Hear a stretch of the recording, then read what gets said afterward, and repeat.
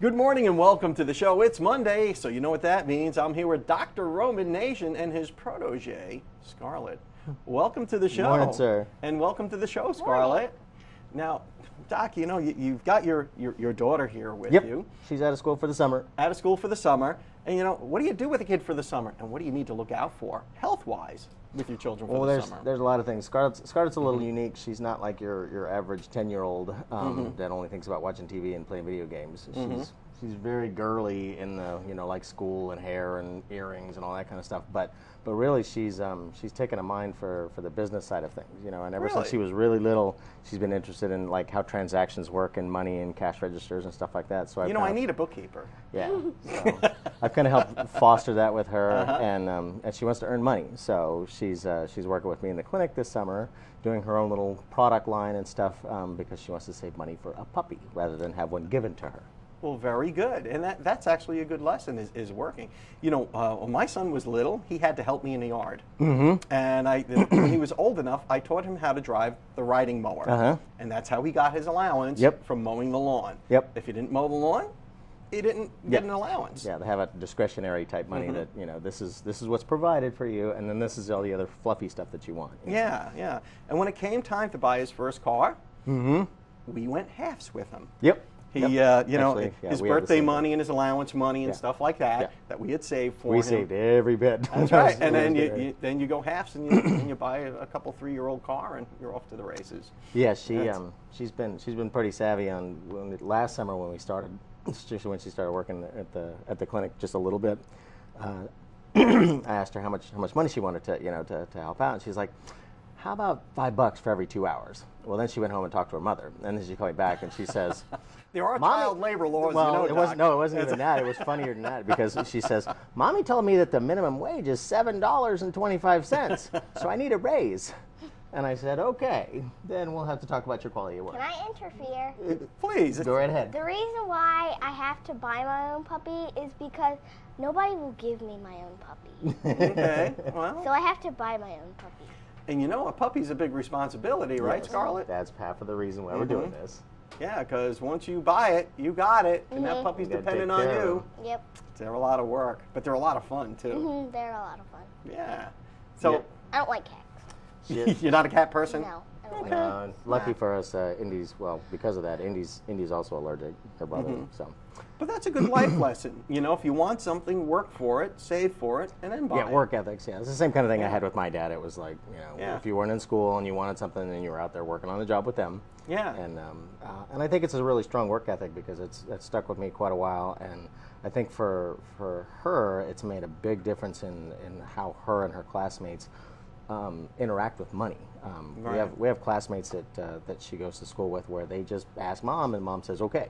And it materializes. It does. And they get it. And there's no idea yet with like how much these things cost, and a lot of kids kind of and how to manage and save as well. Yeah, exactly. So I remember my son. He had a bunch of birthday money in bonds, and my wife took him to the bank, and he opened up his own account. I think he was 7 or 8 years old at the time. Yep. And he said, "Sir, how can we help you?" And he said, "Oh, I'd like to open an account." Okay, here, sign right here. Yep. And he got his own little passbook, and you know, he felt like a big boy doing that. Yeah, we did that for her this last year. He's 20 years old. He still has that same account. Too. Yep. I got my checkbook.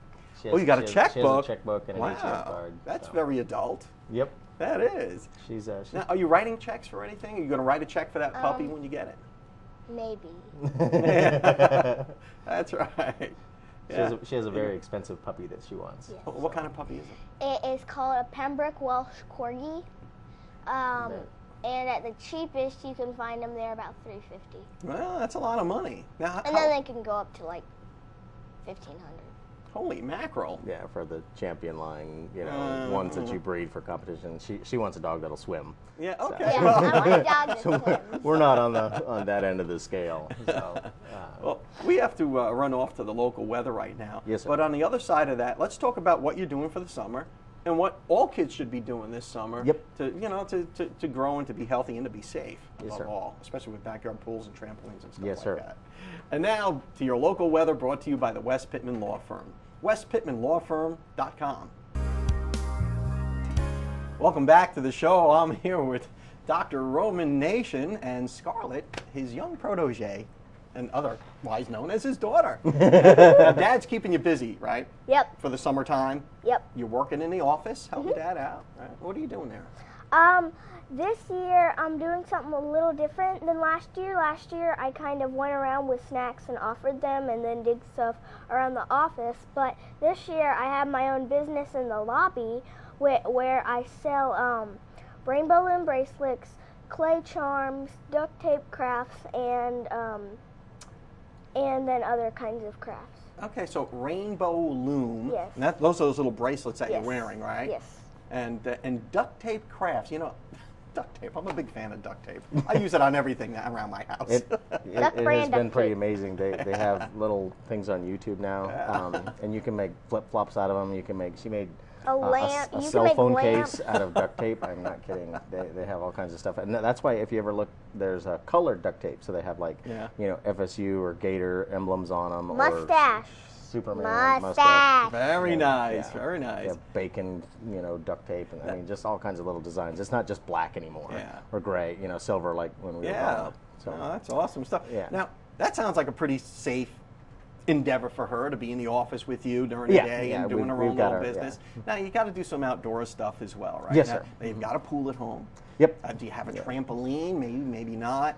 Yeah, trampolines. I Depending. mean, is that safe for kids? I mean, everybody warned us when my boys were little. Yeah. Ooh, trampoline, your insurance rates will go up. The kids can get hurt badly. Well, and actually, the leading cause of death in teenagers is accidents, whether it's driving accidents or home accidents or pool accidents or other types of things like drug overdoses and things like that. So, one of the things that we run into in our clinic is kids who get into their parents' medicine cabinet, and I mean. A lot of parents don't think that their kids are wise enough to know what this stuff is, but the rumors float, and it just gets one kid talking about mom's pain or dad's pain and stuff like that, and mom takes pain pills, and then they figure out, other kids ask them what it is, and they take them to school, and then they, and all of a sudden mom's or dad's medicine is disappearing, or it's getting ingested by a kid. It's funny you should say that, but it does make sense that the leading cause of death for teenagers It's accidents. is accidents. Yes. Because that's when we're all exploring the world, we're feeling our odds, we're indestructible. Yep.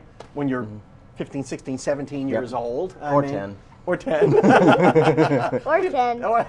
But you're not that crazy, right? I No. mean, yeah, you're Not yet. She's pretty Not level. yet. You're pretty wise, right? She's an old soul, I can tell. And you play safely, don't you? Now, do you swim? Yes, I love to swim. Love, love, love. Now, I heard Dad had mentioned during the break that you're taking diving lessons or scuba lessons. Yes. That's very cool. Now, most kids your age do that? Not necessarily, no. And Dad, is that a safe thing for a 10-year-old to do? If it's in the right environment, the biggest thing with all of it is parental supervision. And I mean, just like with anything else, you wouldn't want your kids to be swimming outside on their own, even if they're good swimmers by themselves. You would want to have somebody watch them, particularly kids that can't swim. And the little ones, you want to make sure that they have eyes on supervision all the time. Yeah. That's how those types of accidents happen. Is that the bigger kids will be outside playing around, and they'll leave the door open, and the little toddler will walk out and flop in the pool. Mom and dad or the family's engaged in a conversation, and then bad things can happen. That's where that's very. And very I hear important. the only thing worse than drowning is near drowning.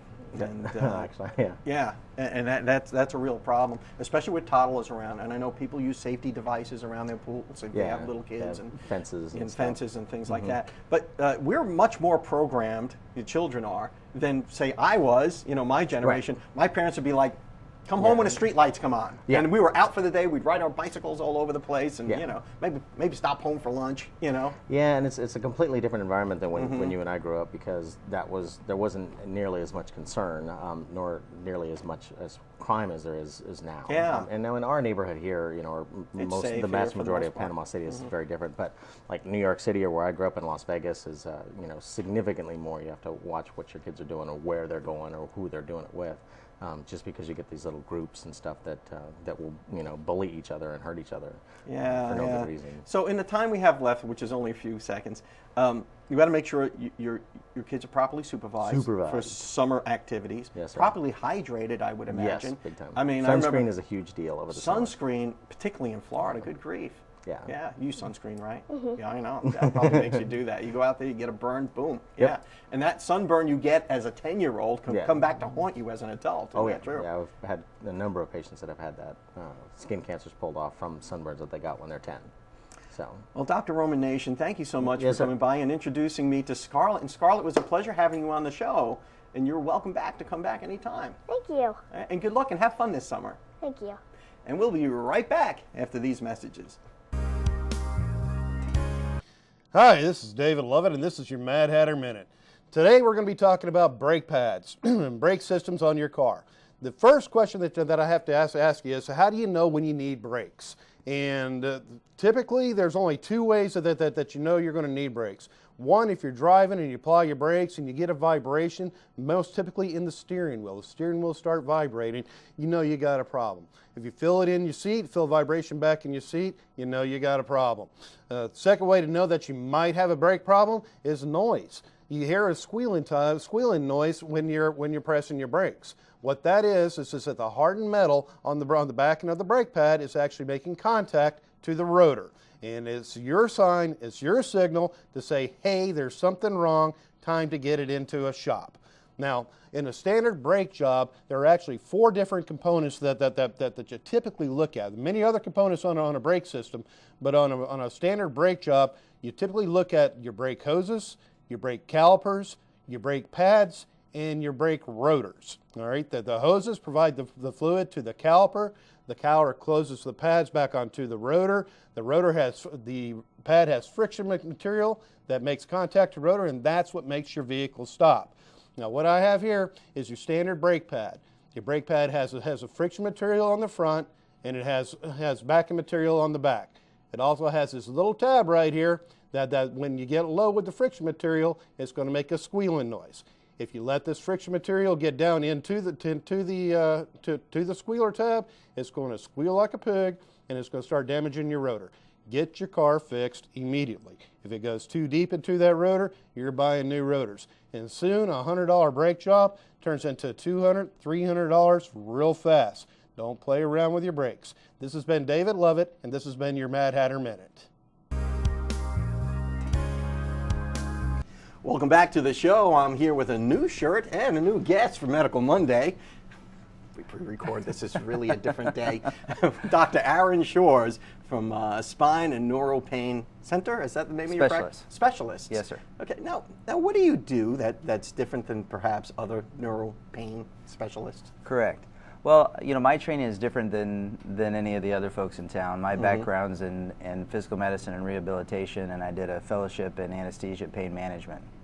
So that gives me the opportunity to have a breadth of knowledge across different fields, including rehabilitation, exercise physiology, as well as peripheral neurology, non-operative orthopedics, and of course the majority of the majority of my practice is related to the spine and treating headaches and neuropathies and other things that are numb in the legs and feet. I hate to interrupt, but for the layman, who's your typical patient? Why would I go to see you?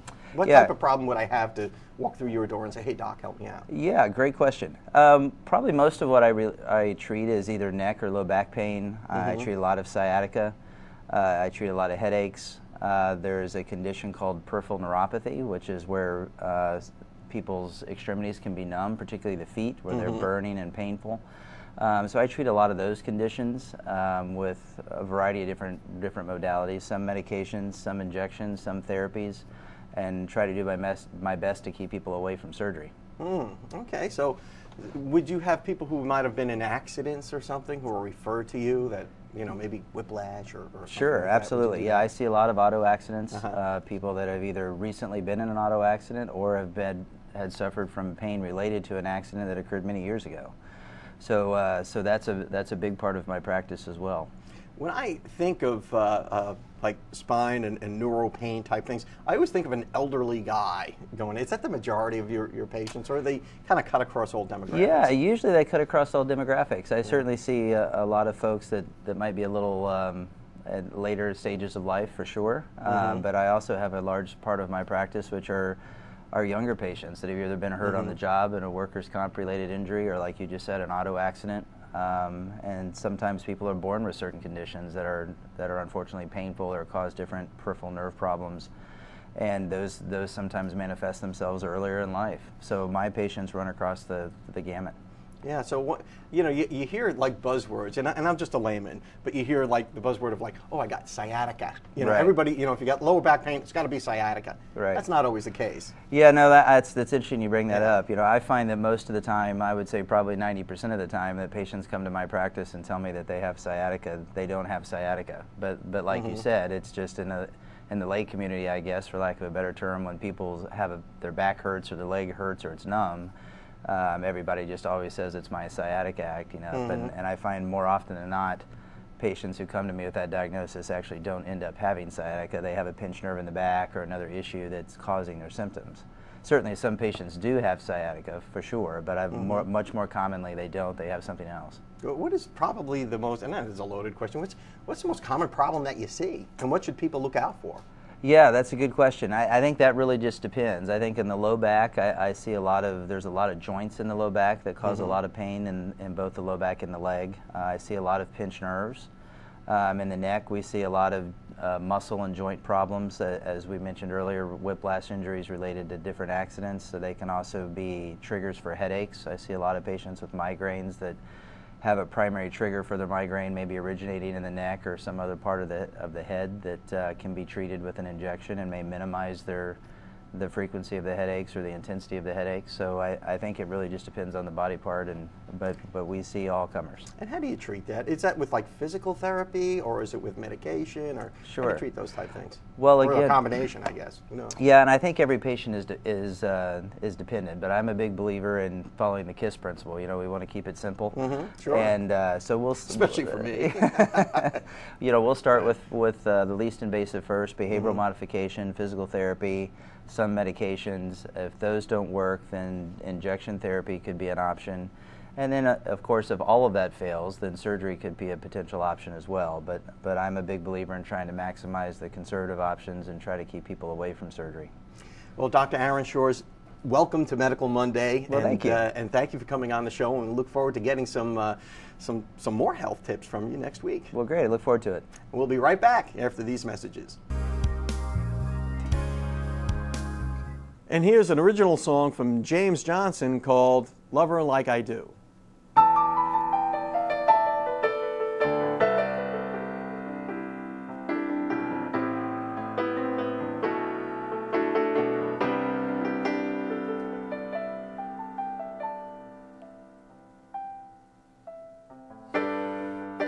Your woman needs you. Ooh, I know it's true.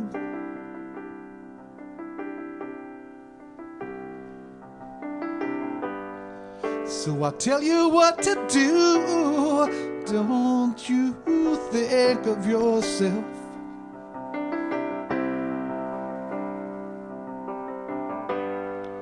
She really knows it's cool when you're out by yourself.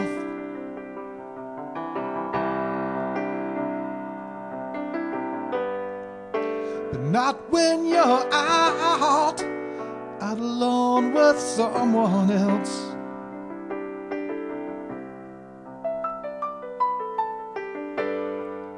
So love her like I do, and she'll be good for you.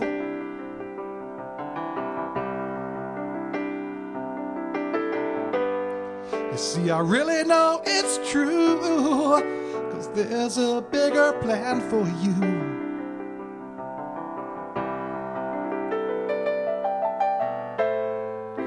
She needs your affection now, through and through.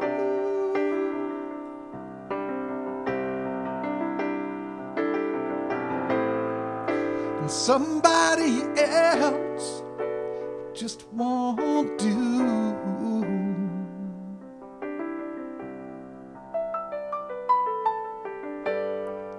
So love her like I do, and she'll be good for you.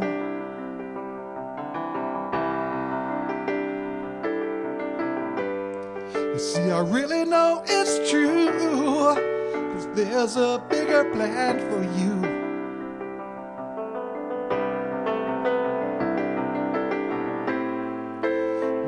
love is the essence of all dreams.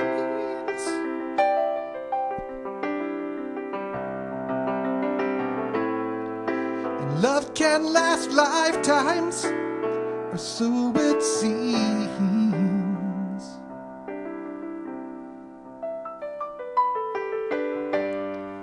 So love her like I do, and she'll be good for you.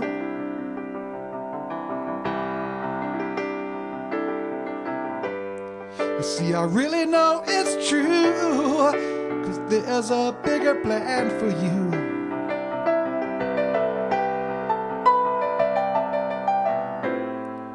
She needs your affection now, through and through.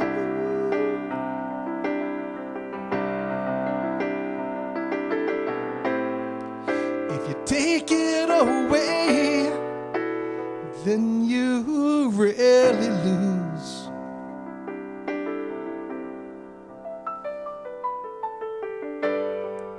So love her like I do. Ooh, yeah, yeah.